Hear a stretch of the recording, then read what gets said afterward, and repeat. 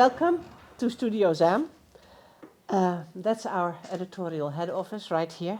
My name is Evelyn Groenink. I'm ZAM's investigations editor. We are here in a newsroom meeting to reflect on the stories that we did for the transnational investigation Cry Freedom, Trends of Repression and Resistance in 5 African countries. We're missing number 5. I'll come back to that later, but we'll talk about what our colleague did there. I want to introduce you guys. From Cameroon, Elizabeth BanyiTabi. From Uganda, Emmanuel Mutaizibwa. From Kenya, Ngina Kirori. From Nigeria, Theophilus Abbah. I would like to start with asking you, Elizabeth. You did a story called The Truth is a Dangerous Business. I must first explain that they all did their own separate stories, but it was merged together in a big investigation. But we're talking now about your chapter that you did from Cameroon. Why The Truth is a Dangerous Business? Do you think that title actually reflected properly in the end what you did? Yeah, of course, because Cameroon is a society where there is so much repression.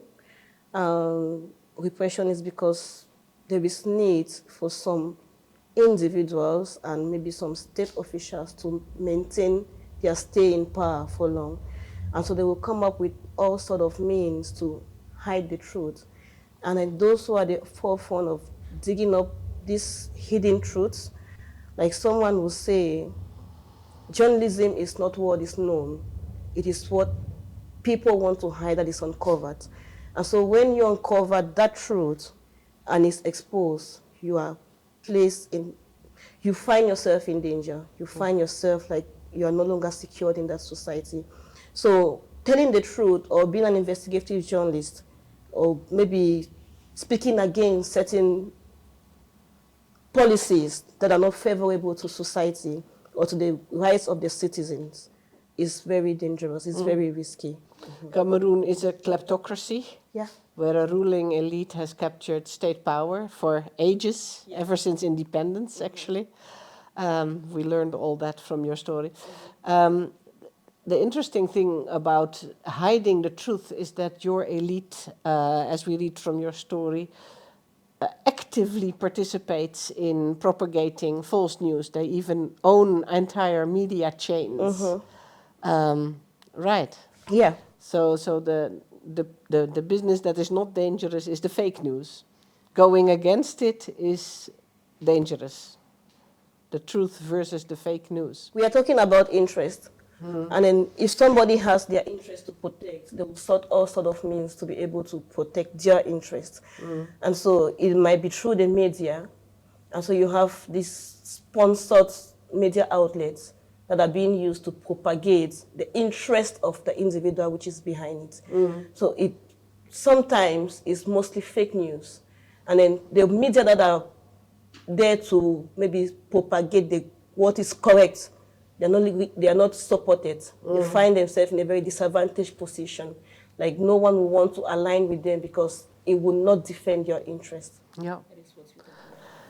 Talking about prospects for democracy and change, I want to go to Kenya. Ngina Kirori. Sorry, I'm not following clockwise. I just, since we were talking about prospects, Kenya just went through elections in 2022, and that was the focus of your story, to see whether elections can bring change in Kenya. Did it? It did. And I think the title of the story, The Cost of Free and Fair, was very befitting for that particular election. The Cost of Free and Fair is the title. Yeah, I remember. Yeah. Yes, especially because Kenya has been lauded as being a very democratic state. But as we were having our discussions earlier, there's this cost that's coming with that sort of appeal of democracy. And the investigation was uncovering whether there is truly that democratic space that's been created, or if it's just a cover or a blanket for a lot of more sinister things that are happening, which the investigation uncovered. In Kenya, we have the electoral body, the Independent Electoral and Boundaries Commission, IEBC. And under the IEBC, 2 major agents were murdered during the Kenya election officials, vote counting officials. Yes, exactly. Sorry, one was murdered, another one was seriously injured and actually had to have his leg amputated because of gunshot injuries, because of them refusing to adjust votes to a specific candidate, or for reasons that are still unknown to us. Like this quote behind us is saying about the bodies, going upstream to find out where they are. We have to go back and look at what the source of all of this is, this repression. Even if there's this blanket of democracy, underneath it there's a lot of sinister and really grievous stuff that's happening under that. Is there, like in Cameroon, a political establishment that really uses a lot of tactics to stay in power? Definitely, and we saw it being done. The introduction of the story talks about Nakuru, a place called Mawanga, where a gang was running around terrorizing residents, raping women, because women have been weaponized in the elections. The rape of women. The rape of women has been weaponized to claim a certain area as a person's, that they've conquered this specific area. And what the investigations uncovered is that a lot of politicians were behind these murders. A lot of politicians were behind, instigating this chaos and violence. So it's definitely very, very prominent. Yeah. I think your story also ends with some light at the end of the tunnel. Record number of independent candidates, young people becoming involved.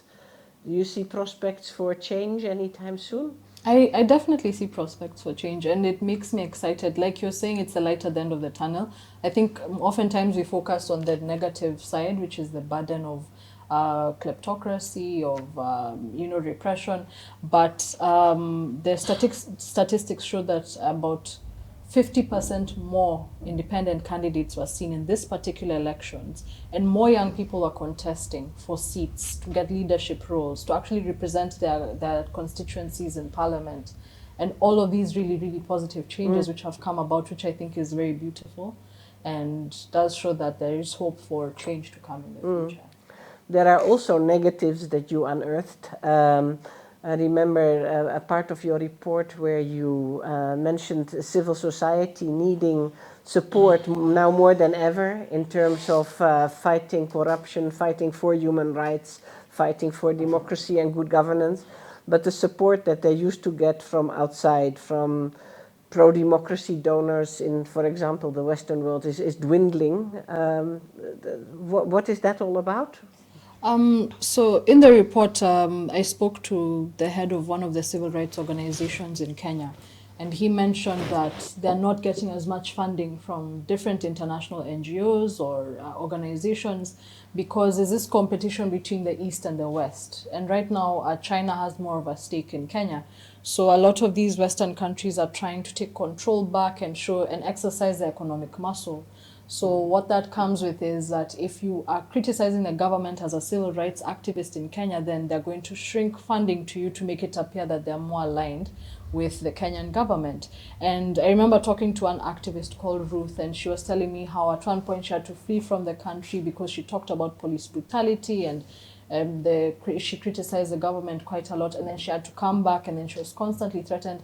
And now altogether she's left the space of advocating for police to actually exercise their mandate better, and she's taking a more different approach about women empowerment. So she's had to change how she goes about her civil rights activism because of her safety. And because of lack of support and lack of solidarity is the word that comes up very often. You, Emmanuel, you wrote a lot in your story about Uganda, about the slogan that the Ugandan opposition is using at the moment. It may be a bit of a simplistic slogan, but it's out there. Stop paying our oppressors. You go really into the development aid issue. How do you reflect on what you did in that regard, and how can we take it from here? Yeah, that debate is quite an interesting one. The little background I can give about Uganda is we've had President Museveni, who is the incumbent. Now he's going into his ruling, I think, 37 years. He came into power in 1986 and promised a lot. One of the books that he authored then was Africa's Problems, and the diagnosis he gave was the problem was leaders staying in power for so long. Yeah. Today, we see the same kind of problem. In the early 1990s, I mean, the same dictator who yes, said, yes, when he came yes. to power, he said, we mustn't stay in power. Exactly. How Yes. long has he Africa's stayed? problems are rulers who stay in power for And so now long. this very same person is in power It's for how long? 37 years now. 37. Yeah, and in the early 90s, Bill Clinton talked about, within the context of the Africa's rising narrative, talked about a new breed of leaders. He mentioned Paul Kagame, Meles Zenawi, Yoweri Museveni. And today, if we're to examine that, there are lots of question marks. So in a nutshell, we had a young man called Bobi Wine who sees himself in the same, embodiment as Museveni was when he, alongside 41 others, launched a guerrilla war in Luwero. Yeah, Bobi Wine is now the leader of the Yes, opposition. exactly. Yeah. Young, charismatic, Marxist guy who had read Franz Fanon at the University of Dar es Salaam. Bobi Wine today represents that kind of spirit. We had a very nasty election with unprecedented violence. Now, to answer your question specifically, the question about development aid and the fact that we see a trend where the West continues to provide financial assistance, which within the moral purview is quite, accepted, that you must, help the developing world. However, the question that emerges is, if you give some of this assistance and it goes into the hands of these oppressors, it goes into the hands of autocrats, benevolent dictators and these kleptocracies, they use the same money to oppress their citizens, to carry out egregious human rights abuses, to target the youths. Uganda has one of the youngest populations in the world. But if you look at the representation, it doesn't reflect that. The question that we try to examine within these stories was how then, yes, we mentioned the problem and we show it. For instance, how the state is purchasing very sophisticated equipment in terms of surveillance, equipment that can hack phones, equipment that can hack email accounts, very sophisticated, guns that are sold by Israel to the elite forces in Uganda, and some of them have been used to carry out some of these abuses. How do we hold these guys accountable? Perhaps, is there a solution? For instance, Ngina talked about the challenge in Kenya, which we're also experiencing, that civil society is facing some kind of financial chokehold, money laundering laws, the fact that they are not getting enough money. Maybe you explain that a bit more. There is now anti-money laundering laws that are internationally applicable to stop funding for terrorism organizations. Yes. That's what your terrorist And crime. organization and crime. That's what you're talking about. But rulers like the Ugandan rulers are using these laws to stop Absolutely, those yes. support Yeah, flows of so money. it's quite, they use that as a kind of weapon and target civil society. But we've also seen through experience that sometimes when you channel this money directly to civil society, there are results. For instance, we recently had an Ebola outbreak in Uganda. And the health ministry, as usual, said, please give us money, give us billions. And the donors said no. Given the experience we had with the COVID funds, you remember the Bretton Woods institutions, IMF, came in to show up fragile economies and gave, Uganda was given, I recall, about $1 billion. They promised that we would have an audit. In my country, the Auditor General carried out an audit, but asked that demanded that we have a forensic audit. And clearly you could see that government cronies took advantage of the procurement process, were awarded these, huge contracts, and some of the supplies, there was no value for money in this regard.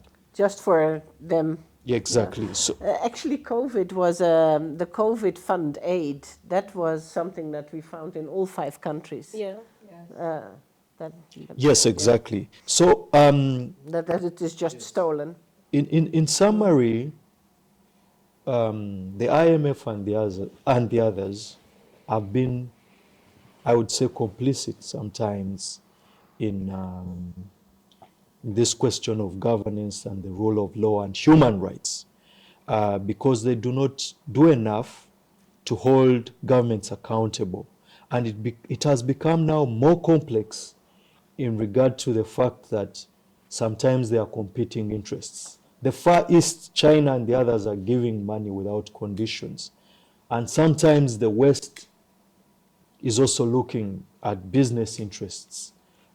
If Shell is coming and they want to explore or oil and gas opportunities, or Total and the others, sometimes you have to turn a blind eye. And 2, the war on terrorism in the Horn of Africa, specifically for the case of Uganda, was a boon to the government of Uganda, that they took advantage of this to engage in a kind of proxy war, and then that turned Museveni into a great ally of the West. To be the military many times, ally. Exactly. Yeah. The West will turn a blind eye because they get this kind of favor. So in summary, this is a very dicey path, that you have certain economic interests you're trying to get as the West, and you have China making lots of inroads in Africa, and then there's this whole question of human rights. I'm reminded, before I get to Theophilus, I'm just reminded of something that your colleague, Chief Bisong Etahoben, who also participated in this investigation, what he said is, I don't understand why these Western countries are so worried about that our regimes will go to China or our regimes will go to Russia. If they can just support democracy, we won't have those regimes. So, yeah, that rings in my mind. And I think that is also something that you have been thinking about when you did your story about how Nigeria pretends to be a democracy. Because it has elections and all that, and it has all these international relations, and the international community wants to be friends with Nigeria. But your story is titled Death by Tax Collector. Now, that doesn't really sound like it's a real democracy if tax collectors go around killing people. Well, I think one of the cardinal principles of democracy is freedom. People should have the freedom to choose the kind of leaders that they want. And the story I did, not the motivations, came from a woman who was a leader of a local branch of a political party called the People's Democratic Party. It was the opposition in that state. Yes, opposition in that state. And her name is Salome Abbah. This woman mobilized voters to vote for the party of her own choice. And the elements close to the ruling party, went to her house, not only her house anyway, but burnt the house down, and she was burnt alive. So she was killed in her own house. And these people the people who did it were not security personnel. They were non-state actors. They are non-state actors in the sense that they don't belong to security forces, but they were working for the state, because they were people who were given the measure of powers to collect tax on behalf of the state government. But is it real tax that they collect? Well, they actually they help themselves from the tax, in the sense that when they collect this money from those who carry goods from one part of the state to another. Transport people, yes. And farmers and so on, right? Yes, when they collect this money, they keep a huge chunk of it to themselves. But they work for the governor, isn't But they work for the governor. So, but then that is not the only instance where people who don't support the ruling party have come under fire. You know, I gave example of another woman. In November, she was killed, you know, because she belonged to the political party called Labour Party. Also opposition. Also opposition. The candidate of Labour Party is one of the favorites to win the election. That is Peter Obi. The woman was killed. Then we had another woman who contested for the governorship of my state, Natasha Akpoti. Her campaign office was burnt. She was physically assaulted, you know, and all The these. campaign office was burned, Yeah. and she was assaulted also. Assaulted also. So, but those who did it were non-state actors. They are not policemen. They were what you call gangs, you know, who were working for the governor of the state. It's like mercenaries. Now, yes. Now the issue is this. We now have a situation where people, I mean, the Nigerian public are not given the liberty, you know, to freely choose who should be their leaders. Where kind of repression, attacks, victimization, you know, and even death, you know, is used, you know, to intimidate people and to prevent people from exercising, you know, their political right, the right to decide who should be their ruler. That's the situation we find in Nigeria today. And we have, civil society organizations who campaign for democracy, who campaign against corruption, also coming under attack. I have the case of Suraj, who is a pro-democracy, anti-corruption activist in Nigeria. His house was invaded in the wee hours of the night, and he was beaten. His wife was beaten up. His laptop, his phone, telephones, and all they carted away. The criminals told him that, look, they were sent. Yeah. What did they say? They were acting on instructions. On instructions. They were acting on instructions, you know, to do what they did. And this man had issues with the Minister of Justice, you know. He was investigating some problem with the Minister of Justice. Oil corruption related to the oil sector. So, you see, this is the kind of situation we find ourselves. In a democracy, people should have the freedom to choose the person they want to support. They should have the freedom to speak. You know, they should have the freedom to vote for anybody they want to vote for. They should have the freedom to campaign. They should have the freedom to say, look, I disagree with this system and I want a change. The minimum is that you have your say. Even if you are not in the majority, you are in the minority, you should have your say. But still remember, if you attempt to say what you think is the right thing, you come under attack. Or if you attempt to support a political party or a candidate, you come under attack. Or if you attempt to even contest an election, you know, you come under attack. But doesn't that show that there is so much at stake for those who currently hold power, that they go through such lengths to stay in power? It's like they have a hell of a lot to lose. Of course, if you are in power in a country like Nigeria, you have access to the Commonwealth, to the oil resources. You have access to the whatever we call the corrupt budget. So I mean, you get a lot of money because you are in power, and an economy that is not really doing well. You know, we have had recession. We are thinking that another one could happen this quarter. You know, people depend mainly on government, revenue, you know, to survive. You know, those who have access to government revenue are the ones who really survive.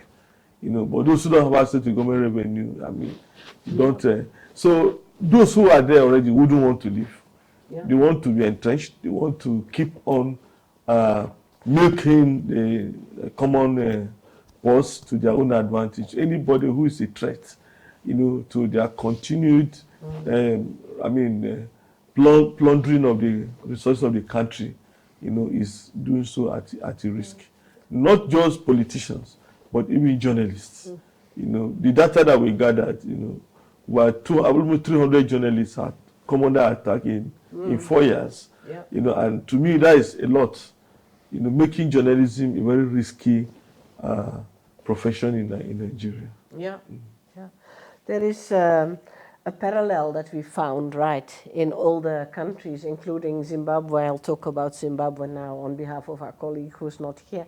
That during elections or just before elections is when repression goes up. People are being terrorized or activists are being killed, just to make sure that people can, the establishment can rake in the votes.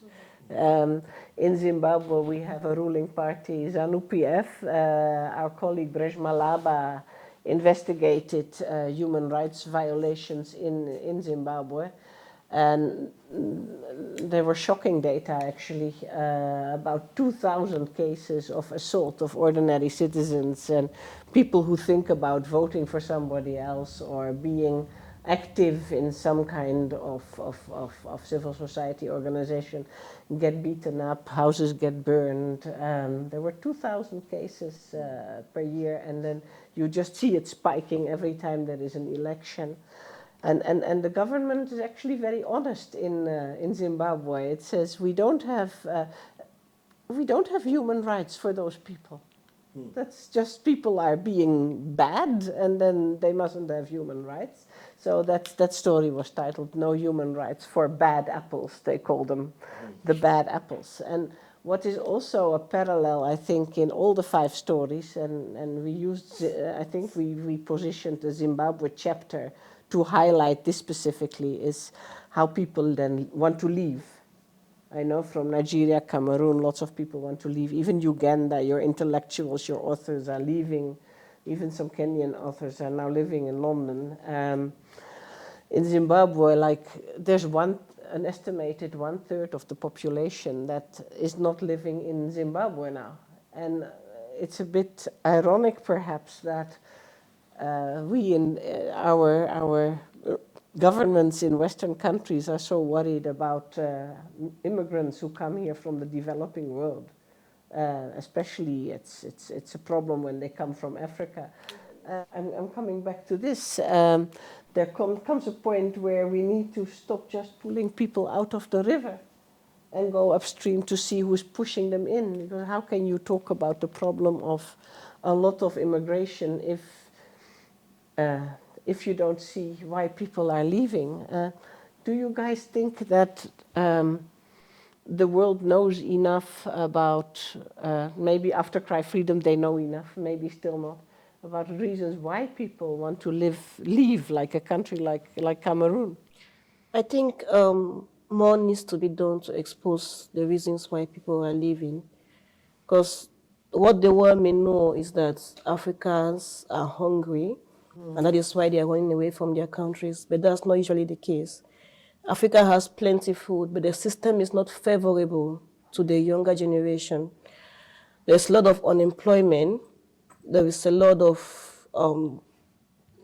cost of living is very high. And so the minimum salaries per a citizen cannot permit them to survive on a daily basis. And you want to sustain your family. Maybe you're the first child in a family, and you see that if you continue staying there, your family might end up being poor forever. And you want to get to where you will be more favorable to you to maybe have a better life for your family. You decide to maybe take the road through the Mexico, North America ways, the perilous journey through the seas in Turkey and all that, and a lot of people are dying. So I think we need to do more to say what can be done to help these citizens. If the West does not want to grant us visa, because one of the problems also why Africans are taking those perilous journeys is because sometimes we apply for visas, or most youth may apply for visas and the embassies don't grant them, and they end up spending hundreds and thousands or millions of thousands. But they don't want to give those visas because they're worried that you're going to stay. Yes. I mean, you had problems with your visa yourself, and didn't you meet someone in the plane who said, don't go back. Don't go back, because the system is not favorable. Yes. So it takes a lot of courage to grow up in Africa and decide to live in Africa. But also decide to stay. And it takes a lot of love for the motherland also. Yes. sometimes you just love your country so much and you say, let me stay here and maybe see how I can contribute to the change. But not everybody has that kind of heart. No.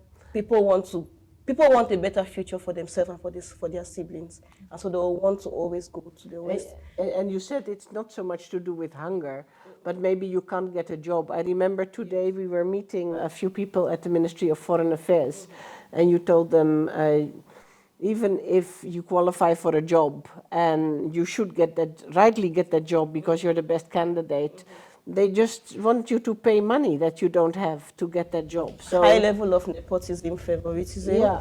Godfathership. Yeah. Who is your godfather? Who sent you? Who signed your document? Like somebody's signature is very important.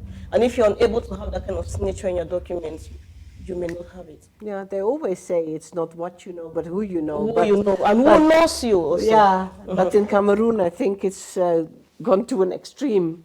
You have to be part of the clan, of the ruling clan, right? Yeah. So you think that qualified people who can't get a job the proper way, they might feel tempted. They to always leave. feel tempted to leave. I've spoken to someone who is in Germany now, and he told me that he doesn't see the need to come back. Emmanuel, do people want to leave from Uganda Yes, as well? yeah, just perhaps to talk a little bit more about the Zimbabwe story and then come to answer your question. First and foremost, there's a correlation between bad governments and the rate at which in these specific countries people seek for better opportunities and risk to take the perilous journeys across the high seas. Zimbabwe is a very clear-cut case. It had one of the best education systems, but when sanctions were placed upon it, and then the human rights abuses and all these terrible things, former professors, very guys who had gone to school, were doing gardening in Botswana. It's such a pity. And then what exactly happens is very interesting, and we also need to observe that. When Mugabe is ousted, lots of people come to the streets, there's jubilation, there's this whole euphoria sweeping across Matebele land and, the land of the Shona people. But guess what? Because there was a deep state in place, they simply changed leaders, but they didn't. The system only got worse. There are people who believe under this man nicknamed the crocodile, things have got Mnangagwa, things are now worse. It's like Mugabe 2.0. Exactly. So in essence, it's extremely terrible. So back to your question, in my country, yes, people are leaving. There are people who have left the country and come to Germany. Poets are leaving. People are using, parody and humor to resist. But then they get tortured when they make jokes. Exactly. So there's a guy who was tortured very badly, and he had to leave the country. As we speak today, while I was here, the UN office they didn't renew its license. So we must ask ourselves, why are people leaving? And it's very clear that people are not so many people are living in Botswana or Namibia or Seychelles, because the indicators of rule of law, democracy, and all these kind of things are much better. We have the Mo Ibrahim Index report, which now shows that actually Africa is in a worse situation than it was 10 years ago. Yeah. So I think the West needs to put an effort in ensuring that we have more Botswanas, we have more Namibias, we have more Zambias, because the new leader seems to be doing the correct things, so that to stem the tide of people leaving to come to Europe. And basically the fact that the economies here also are facing some kind of, some kind of challenges. Actually, we need migrants. Just now the tables are going to turn. If your countries get better, then maybe we'll end up asking you to please send some people, because there is a huge need for young, skilled people. Yes, in the West. that's true. But at the same time, you do not want it to happen in the circumstances it's happening, where people risk their lives, No, of course. where they come in thousands, In little boats and little through the boats and all desert. these Yeah. kind of things. Yes, please. Yeah. You need Let me sometimes labor, but it's not within the context of people who are on coming an in equitable basis, yeah. illegally. Yes, Yeah. yes, please. You spoke about deep state, an interesting term, because we talk about, we usually talk about political elites who have captured the state, but now they are deep state. They are ingrained, like Theophilus said, they don't want to lose power. In some of your reports, you also talk about trying to change that state. It's maybe not enough to just talk about corruption and we're against corruption, but actually take on the functions of the functional kleptocracies that you're dealing with almost. You have got some plans about good civil servants, to follow up again, to do stories about good civil servants who are in the system, but they're frustrated. They can't do their proper public service jobs because others are sidelining them because of corrupt mechanisms.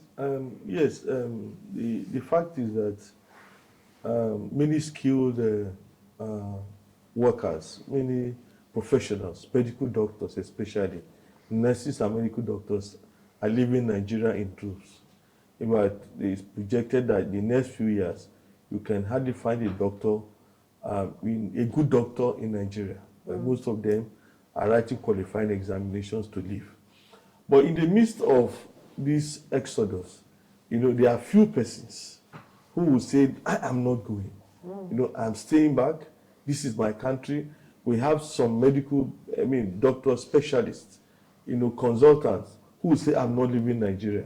We have some policemen who will say, I cannot participate in this corrupt practice.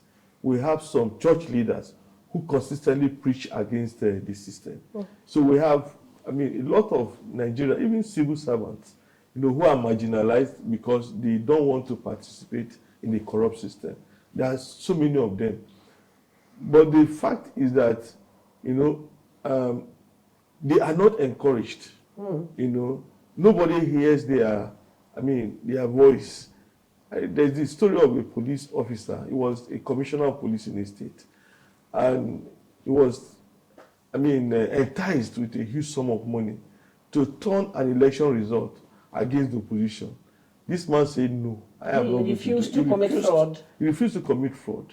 And so the electoral body declared the election as a kind of stalemate, that it was inconclusive. And between the period that the election was declared inconclusive and when another election will be held, the hierarchy of the police removed him from that state, took him to another place, made him to look like a provincial police officer. Then other corrupt guys came in, conducted the election, collected a lot of money and left. But these kind of individuals, there are so many of them. They are appreciated because he became an instant hero. Of the ordinary Nigerians in that state, but we don't hear their voices. So there's a lot of Nigerians are moving out, going to other countries. That is skilled work. I have many of my friends, IT guys, medical doctors, writers, they have left. At times you chat on WhatsApp, you send email. I say, what are you doing in that country? So there are so many people. Or you just find out that they're not in the country anymore on WhatsApp. Yes, you just find out they're no longer in the country. And you try to send a message, I'm no longer in Nigeria, I've gone to UK, I've gone to Canada, I'm not in Germany, I'm not in America, But there are still a lot of Nigerians who say, no, let the system work. We want the system to work. Ngina, your view on this, maybe it's a follow-up also to do stories on more forces for change. We were talking about places that work, because even in terribly corrupted systems where you sometimes feel nothing works, no roads, no schools, no healthcare, but you find the odd places where people are very dedicated and those places work, those good civil servants. Do you see any prospects for doing stories on, you know, the resistance that's coming up, a young generation that we describe in this investigation that really doesn't want these old kleptocrat leaders anymore, working together with whoever is in the system who also wants change? Do you see possibilities for that? Most definitely. And I think a lot of young people who have come up in the recent past are showing that there is that positive change that many are fighting for. And I think it might actually have the opposite effect of, if we highlight more of these positive stories, then it will encourage more people to take up the mantle and try and do better. Because they see it's already happening. Because they see it's happening, and you know, sometimes human beings mimic behavior. And perhaps if now we show less of the corruption stories, because we were talking the other day about how we've done so many corruption stories, and perhaps this would have the opposite effect, and maybe more people would want to take up more of those roles. An example is Nelly Cheboy from Kenya, who recently won the CNN award for African Heroes. You know, because she stayed in Kenya, she developed systems, she developed programs for young children in very, very you know, isolated areas to help them garner that education that they really, really need. And that just goes back to Theophilus's point of, there's some people who are actually staying within the country to develop these systems, develop this change, and I think there's a lot of potential there, because it goes back to this quote that you had mentioned. That's behind us, Yeah, because there's an actress who once said that no one is immune from being a refugee. Absolutely no one. So that's from the Western world, Africa, Asia, any part of the world, no one is immune from being a refugee. So perhaps if we actually showed more of these stories, then it might have that effect on people. Well, you yourself said something after you did your chapter of this investigation, that before you did it, you were sort of a bit cynical. I was. Because you see all these politicians, how do you call them, the ones with the hype and the vehicles and the big money and the campaigns, and they all just, you know, exude power, and you know that all they want is your vote so that they can stay in power, and it made you like cynical. And now you did this investigation into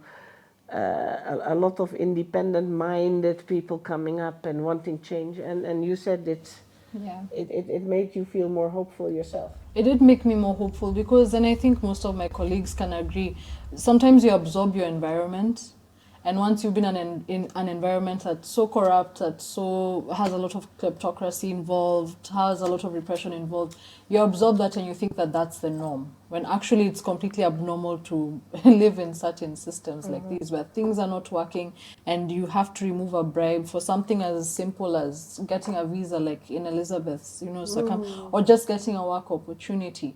So for a long time I thought that that's how the system was, and I didn't really see anything abnormal about it. But then covering this investigation has shown me that there's a lot of, it's sort of like when you take the film to the lab and you develop it and now the picture becomes clearer.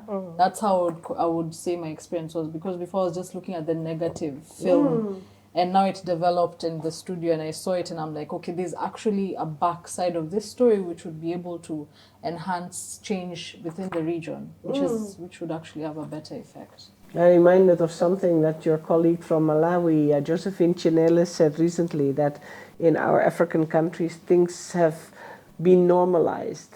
That should not be normal, and we should recognize that they should not be normal. And there is this young generation that I think is saying precisely that, because they are on social media, they see who things work elsewhere. Exactly. But I'm thinking that for the West will need to support, you know, those who are resisting the system, you know, because we cannot on our own, alone, do it. You see, like I keep giving the example of the military rule in Africa, that because the West say, look, we cannot have a relationship with the military government. Most African countries have become democratic regimes. you know.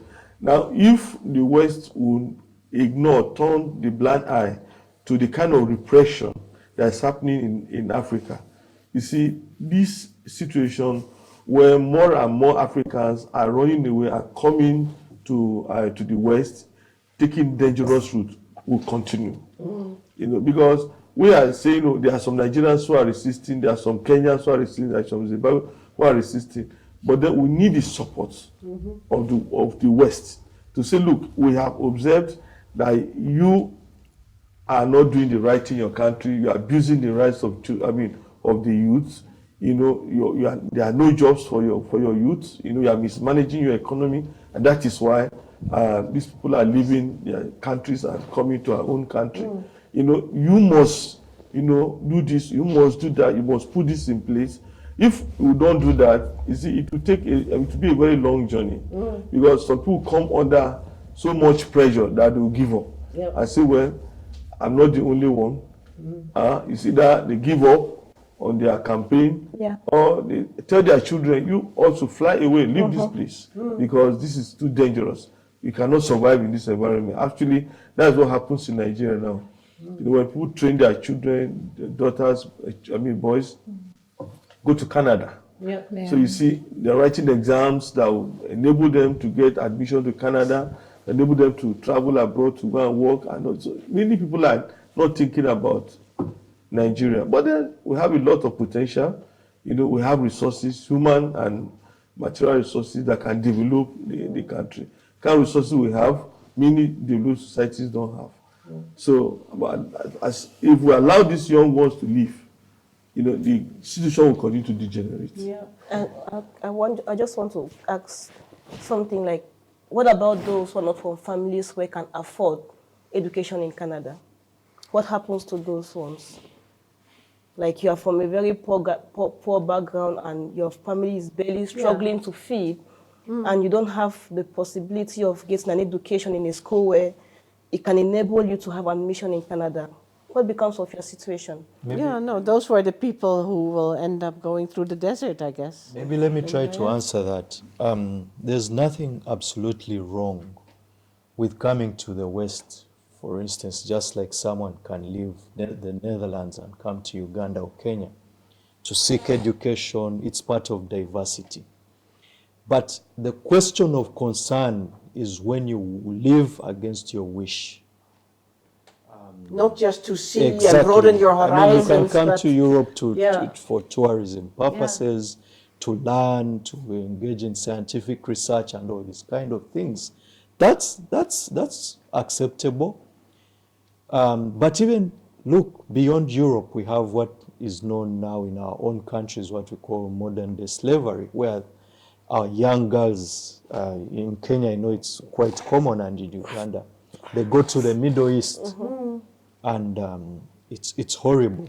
As we speak today, we have thousands of Ugandan girls in detention, some with mental problems, some who have been horrendously abused, raped, tortured, burnt. They're so-called domestic workers. Yes, Not yes. really, Yes, exactly. Not properly paid. Yes, and treated, exactly. So they leave their countries against their own volition. The impression I was trying to correct is, it's fine.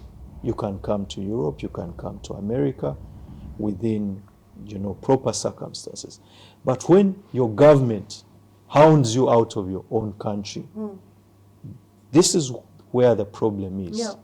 And we see this pattern in governments, in regimes that don't respect the rule of law, abuse human rights, where don't do their there's- job of yes, there's public service. Yes, there's endemic corruption. There are kleptocracies, conflict like in Congo, corruption, poor service delivery, these kind of things. So before we go, I want to ask a few people here also some questions. But a very important parallel that we found in all the investigation, in all the chapters, is that the repression is intensifying. You guys are being surveilled. Yeah. Phones are hacked. There's even laws that now stop journalists from doing internet research because they call it cyber stalking. Cyber-stalking, You yes. can be arrested for Googling some important person just to get information. You're accused of cyber stalking. Yes, it is too ridiculous for words. So, how are you? I just want very brief answers. Are you happy staying in your country among those circumstances with all the risks that you... We're going to do an... You can talk maybe about the I don't know Arizona if project. happy is should happy be the word? Like home is home, despite all. So you have your family there, you have your siblings, you have your loved ones. So happiness is a state of mind. It's not imposed on anyone. But what I can say the word should be is like, do I feel secure working where I work or living where I live? Well, I wouldn't say so. You actually tweeted how scared you were. I wouldn't after say so Martina because Zugo was killed. first of all, being a journalist, you are under surveillance, and then it doesn't guarantee your security in no way. No. Yeah, but it's not like you are not happy because you have your family, and happiness is a state of mind. But you do want more support from the international community. We do want more collaborative work with the international community because I believe that if we come together and maybe work like we did with the Cry Freedom Project, one country to another, it makes more impact and it speaks more. Are you staying in Uganda, Emmanuel? Yes, I am, but obviously with the kind of threats that people face, you ask yourself, what happens next? So there's this, chilling effect which results into self-censorship. If I'm to borrow the Washington Post mantra, democracy dies in the darkness. So the media, which is the fourth estate, is a pillar of democracy. It underpins democracy in society. If tomorrow the great questions about democracy are all answered, we can all go back home and, we tend to our cows, we watch the Premier League, and we wouldn't worry about these kind of things that, Big Brother is watching over you. And everyone largely wants to live in their home, in their country peacefully. So in essence, we really need support because things are getting worse, like you've said. There's empirical and cogent evidence to suggest that the situation is getting out of hand. Young people are being picked every day and detained in facilities where nobody knows where, ungazetted facilities. People are being are going through extreme methods of torture, waterboarding, and all sorts of things that I don't want to really go into details. People are disappearing. What kind of support are you thinking of? If you could just tell international governments what to do. For me, I believe in a system that rewards and punishes. And I'll use another example which may not directly be related to this. But for instance, today we visited The Hague. And not far away from the office at the Foreign Affairs is the International Criminal Court, which is a very important court. In my country, we had a rebellion led by a cultic man called Joseph Kony. He killed thousands of people across borders, but it is until the International Criminal Court said sanctions, the killing stopped. So I'm not suggesting sanctions as such, but I'm saying we need a system that rewards those who uphold the ethos of democracy and punishes those who go against these very things. The people who participate in abductions, the people who participate in torture should be punished. And if this happens, I can assure you, we shall see the scale down in things like torture, which is a non-derogable right in the constitutions or my municipal laws and constitution in my country, which is against a number of international conventions that we have ratified. So I believe that a system that rewards and punishes is quite a practical solution. I would like to go to Jerry Afriyi. He's a very important opinion maker in the Netherlands. I don't think you heard him, but his speech was in Dutch.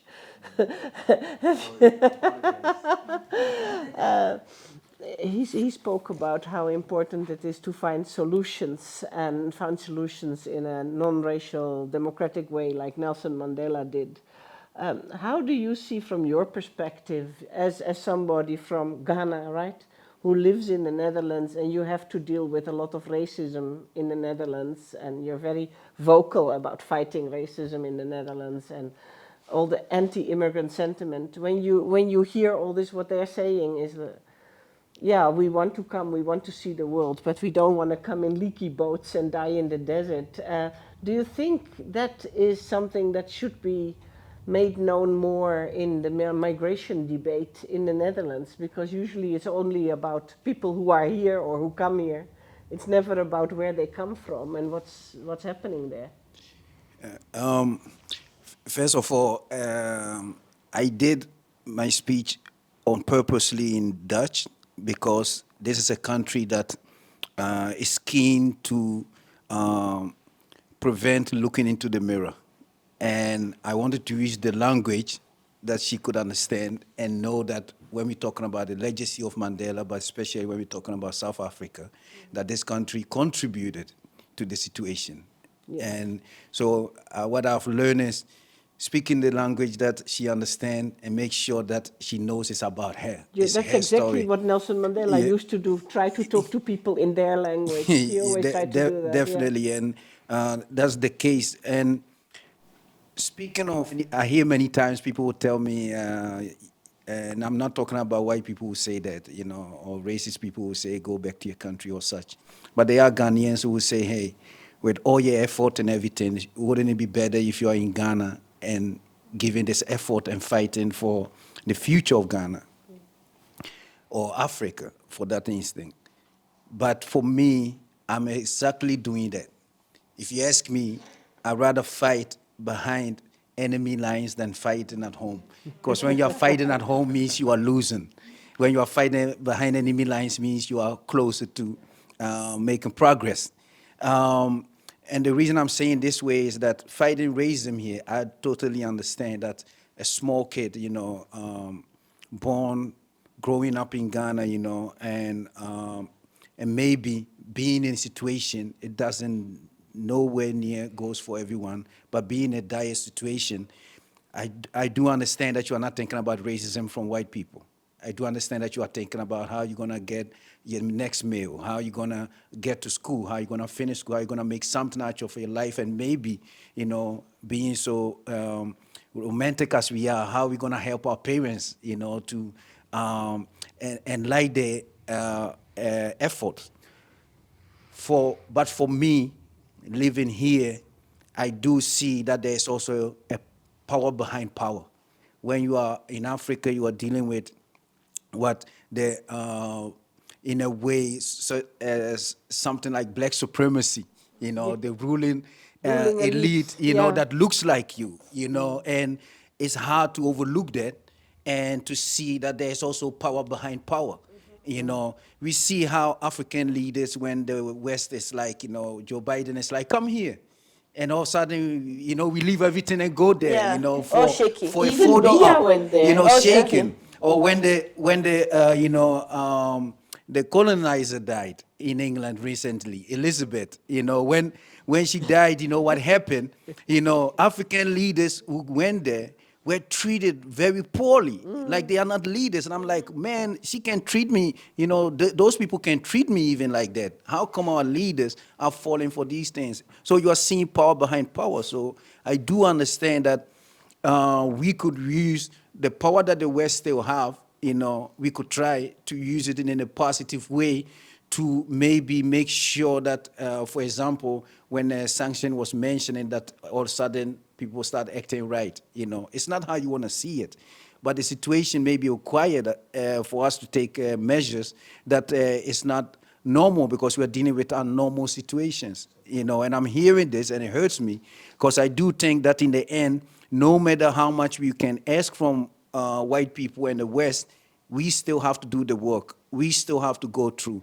And maybe also what I want to say is that there's no way in a normal situation that any person in their right mind will want to leave Africa. Yeah. Yeah.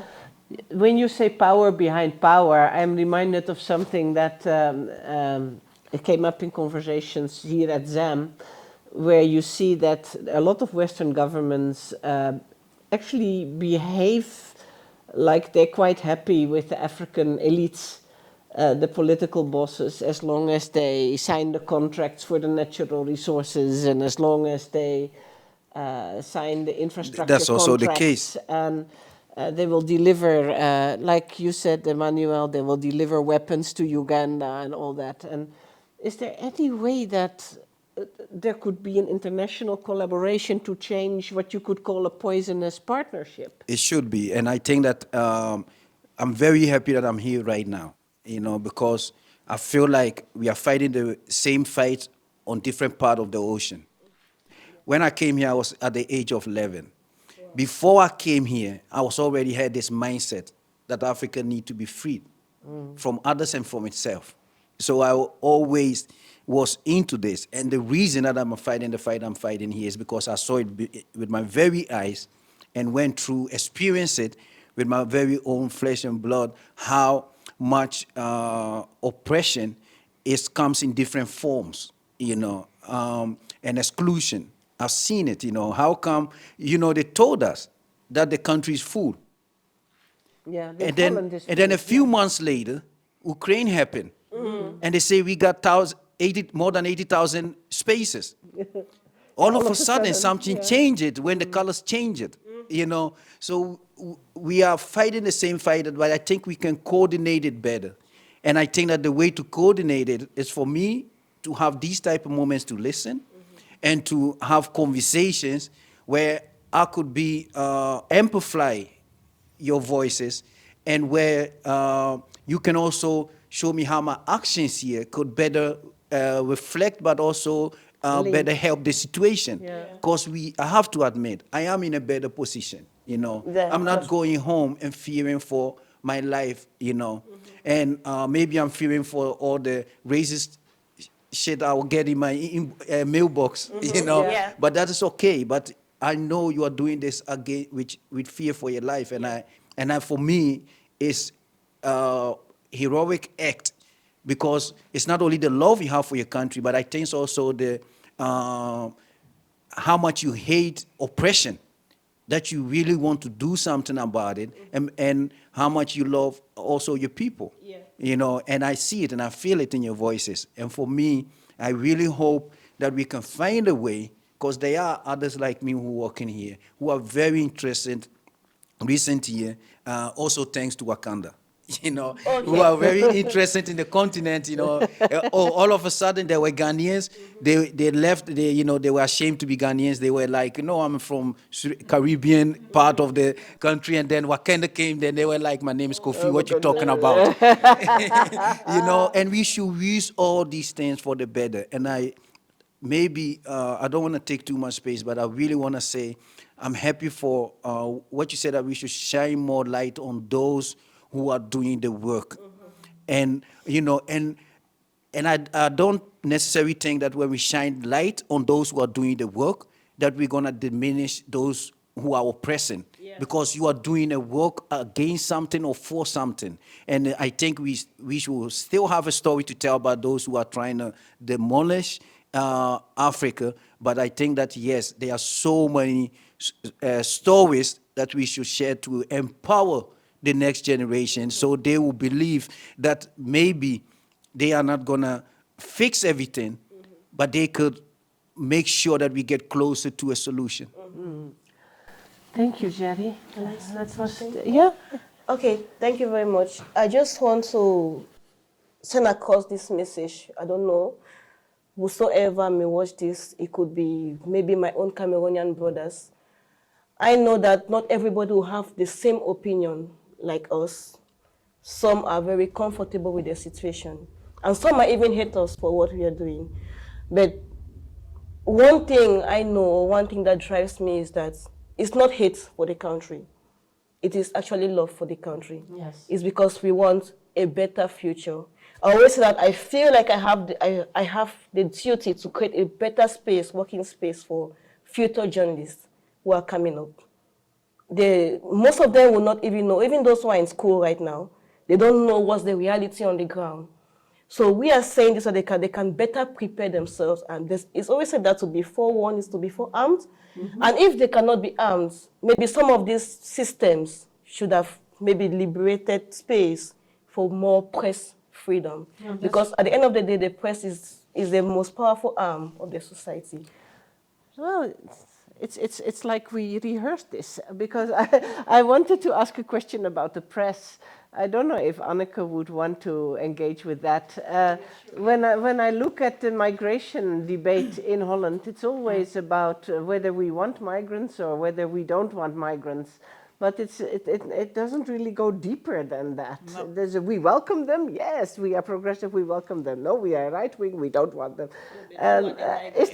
Do you see any perspectives for a more in-depth debate in the Netherlands? Well, that's why I'm very happy to be here tonight, because I hear some very interesting things.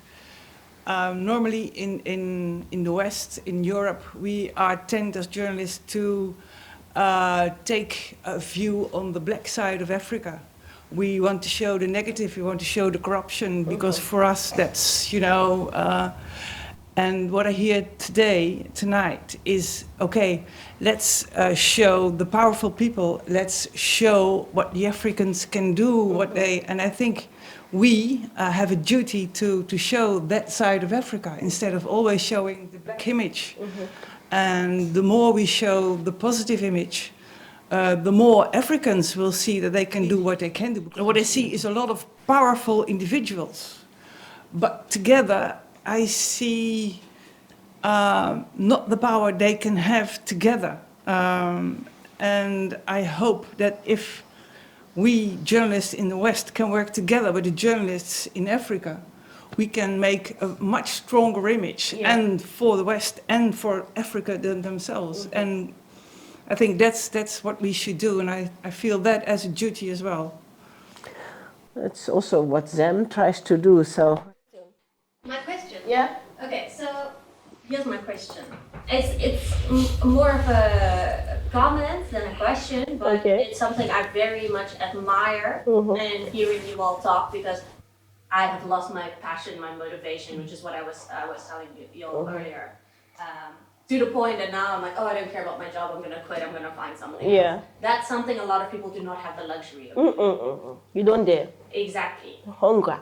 Exactly. So I think I was listening to all your stories and I was like, wow, if that were me, I would be disillusioned. Like, why would I fight for a country if I could easily run away? Easily come here, and as the person in the plane said to you, don't come back.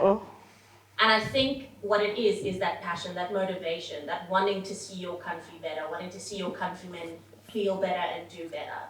And I think perhaps what we need to target are the people who have gone soft right now. Yes. But I think also mine is just a very, very short comment. There's something my dad said to me once that actually made me remember why I'm in journalism. He told me that fear is not a shield in your life, as much as being reckless is not a shield. So if you feel a calling towards something, don't question whether it's going to scare you, whether it's dangerous, whether it's safe, whether it's truth, just do it.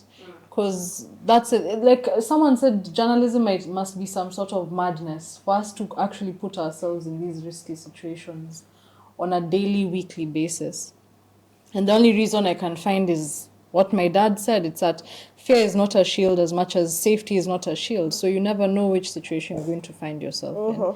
Yeah, you know, with your new job, you could find yourself in a risky situation, a very safe situation. You never know, but you just have to wing it sometimes and just, just jump in. Yeah. Just wing it. Yeah.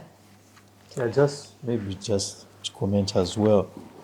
Yeah, it's very interesting. When you're making those comments, lots of things were going through my mind. And I remembered an anecdote I want to share. Not so long ago, I think, some school of people from Norway visited Uganda. And simple stories. I mean, these kids from Norway were more or less taking life for granted. So they wanted, you know, to show them what people in Uganda go through, which is a third world, really poor country. And then you talk about the fact that you have the latitude to, you know, resign from a job because you're not motivated and this kind of thing, and you wonder how we carry on. I'll tell you, despondency creeps in many times when we're doing this job, because the worst thing that ever happens is, I mean, you do these stories, and you think someone is going to, in my country, it has gotten to that situation where no one even cares, even when you publish the story. So many times I feel that emptiness, just perhaps like the challenges you face. I'm like, after all, what's going to happen? No one cares about these stories. So whether they write, so sometimes it's that where you feel you don't even have the energy to go to work because it's just a waste of time. It's true. But if there was a situation where you wrote, which used to happen sometimes in the past, where you do stories about the bad guys and they're arrested, and Parliament censures them and stuff of this kind, there's that feeling that you need to, you know, carry on this kind of vocation or whatever it is. But now it doesn't happen. You're like, what the heck? Yeah, but I just want to mention briefly that all the articles that the journalists did, the big investigation that consists of 5 chapters, Cry Freedom, you can find it on our website, zammagazine.com. We will do more things that will also be on zammagazine.com. And I just want to thank everybody, the audience, Elizabeth, Emmanuel, Theophilus, Ngina, and until next time. Thank you.